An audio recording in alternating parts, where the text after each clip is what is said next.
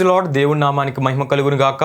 ప్రియమైన దేవుని బిడ్డలారా, ఈ ఉదయకాల సమయంలో ఈ అనుదిన వాగ్దాన కార్యక్రమం ద్వారా ఈ విధముగా మిమ్మల్ని కలుసుకున్నటకు దేవుడు నాకు అనుగ్రహించిన ఈ గొప్ప భాగ్యాన్ని బట్టి ముందుగా దేవాతి దేవునికి కృతజ్ఞతాస్తుతులు చెల్లించి ఉన్నాను. అదేవిధంగా ఈ అనుదిన వాగ్దాన కార్యక్రమాన్ని వీక్షించున్న ఆత్మీయులకు మీ అందరికీ ప్రభువైన యేసుక్రీస్తు నామంలో శుభాభివందనాలు తెలియజేస్తూ ఉన్నాను. ప్రియమైన దేవుని బిడ్డలారా, మీ అందరి కొరకు మేము ప్రార్థిస్తూ ఉన్నాం. మా కొరకు, మా పరిచర్య కొరకు మీ ప్రార్థనలో జ్ఞాపకం చేసుకునవలసిందిగా ప్రభువైన యేసుక్రీస్తు నామంలో మీ అందరినీ కోరిచి ఉన్నాను. ప్రియమైన దేవుని బిడ్డలారా, ఈ దినము ప్రభు మీకు ఇచ్చే వాగ్దానము యెషయా గ్రంథం 31వ అధ్యాయం 5వ వచనమున ఉన్నది. ఆ వాగ్దానం వచ్చిన భాగమును నేను మీ కొరకు చదువుచూ ఉన్నాను. ప్రార్థనాపూర్వకంగా ఆలకించవలసిందిగా ప్రభువైన యేసుక్రీస్తు నామంలో మిమ్మల్ని కోరిచి ఉన్నాను. ప్రియమైన దేవుని బిడ్డలారా, వాగ్దానం వచ్చిన భాగము ఈ విధంగా రాయబడి ఉన్నది. పక్షులు ఎగురుచు తమ పిల్లలను కాపాడినట్లు సైన్యములకు అధిపతియగు యెహోవా యెరూషలేమును కాపాడును, దాన్ని కాపాడుచు విడిపించుచు నుండును, దానికి హాని చేయక తప్పించుచు నుండును అని అక్కడ మనకు కనబడుతుంది. హల్లెలూయా, హల్లెలూయా. ప్రియమైన దేవుని బిడ్డలారా, ఈ వాగ్దానాన్ని దేవుడు అన్నాడు యెషయా ప్రవక్త ద్వారా ఇశ్రాయేలుకు, యూదులకు ఇచ్చిన వాగ్దానంగా దేవుని వాక్యాలు మనం చూస్తూ ఉంటాం. సందర్భాన్ని మనం జ్ఞాపకం చేసుకున్నట్లయితే ఇశ్రాయేలు ప్రజలకు ఆపద కలిగింది. అయితే ఆ సమయంలో వారు దేవుణ్ణి ఆశ్రయించడం మానివేసి ఐగుప్తు సహాయం కొరకు పరిగెడుతూ ఉన్నారు. అటువంటి సందర్భంలో దేవుడు ప్రియమైన దేవుని బిడ్డలారా యెషయా ప్రవక్త ద్వారా వారిని గద్దిస్తూ హెచ్చరిస్తున్నట్లు అక్కడ మనకు కనబడుతుంది. అంటే దేవుని మహోన్నత ఘనమైన ఆశ్చర్య కార్యములను దేవుని ప్రజలు మరచి ఐగుప్తు గుర్రములను, వారి రథములను, రౌతులను, వాటి మీద వారి నమ్మిక ఉంచి వాటిని ఆశ్రయించిన వారిగా వారు ఉన్నట్లు దేవుడు యెషయా ప్రవక్త ద్వారా వారిని హెచ్చరిస్తూ ఉన్నాడు. ప్రియమైన దేవుని బిడ్డలారా, అటువంటి వారికి శ్రమ అని దేవుడు తెలియపరుస్తున్నట్లు కూడా అక్కడ మనకు కనబడుతుంది.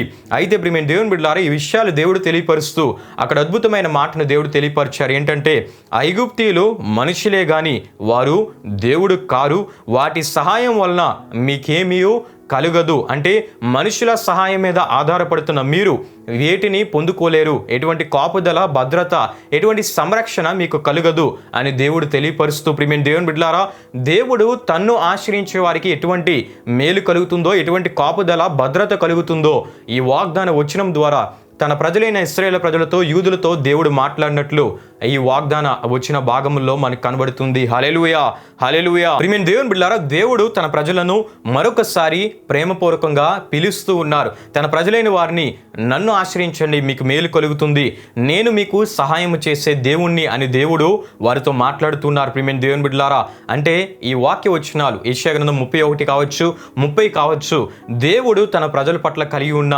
ప్రేమ, బాధ్యత, జాలిని మనకి తెలియపరుస్తూ ఉన్నాయి.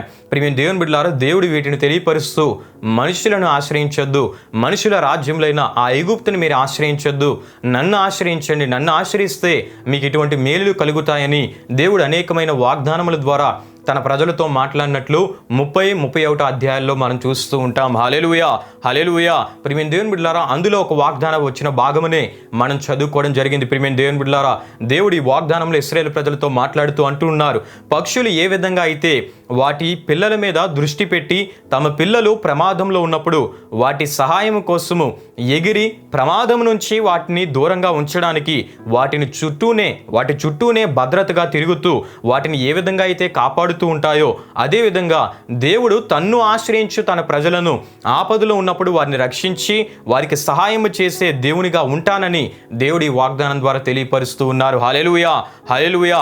అంతేకాకుండా ప్రియమైన దేవుని బిడ్డలారా, ఎవరైతే మనుషుల బలమును, అధికారమును, ఆస్తులను, లోక సంబంధమైన వాటిని ఆశ్రయిస్తారో వారికి ఎటువంటి సహాయం కలగదు, వారి శ్రమ పొందుతారని దేవుడు తెలియపరిచినట్లు మనం చూస్తూ ఉన్నాం. ప్రియమైన దేవుని బిడ్డలారా, ఇశ్రాయేలు ప్రజలకు గొప్ప అద్భుతమైన కాపుదల, భద్రత దేవుడు అనుగ్రహిస్తానని వాగ్దానం ఇచ్చారు. ప్రియమైన దేవుని బిడ్డలారా, అయితే దేవుడు మనుషులను ఆశ్రయించగా నన్ను ఆశ్రయించండి అని తెలియపరిచినట్లు మనం చూస్తూ ఉన్నాం. అంటే ఈ వాగ్దానం ఎవరికంటే దేవుణ్ణి ఆశ్రయించే వారికి ఇటువంటి కాపుదల, భద్రతతో కూడిన వాగ్దాన నెరవేర్పు వారు పొందుకుంటారని దేవుడు తెలియపరిచారు. ప్రియమైన దేవుని బిడ్డలారా, ఈ ఉదయకాల సమయంలో కూడా ఈ వాగ్దానాన్ని వీక్షిస్తున్న మీతో దేవుడు మాట్లాడుతూ ఉన్నాడు. ఎవరైతే మనుషుల బలమును, అధికారమును, ఆస్తులను, లోక సంబంధమైన వాటిని ఆశ్రయిస్తారో, వాటిని ఆశ్రయించి వాటి మీద ఆధారపడతారో వారు శ్రమ పొందుతారు. అయితే ఎవరైతే మనుషుల బలమును, అధికారమును, ఈ లోక సంబంధమైన వాటిని ఆశ్రయించక పూర్ణ హృదయంతో దేవుణ్ణి ఆశ్రయిస్తారో దేవుడు వారిని అన్ని పరిస్థితుల్లో కాపాడి రక్షించి విడిపిస్తానని దేవుడి ఉదయకాల సమయంలో ఈ వాగ్దానం ద్వారా తెలియపరుస్తూ ఉన్నారు. హల్లెలూయా, హల్లెలూయా. గనుక దేవుని అద్భుత కాపుదల, భద్రత, రక్షణ మనం పొందుకోవాలంటే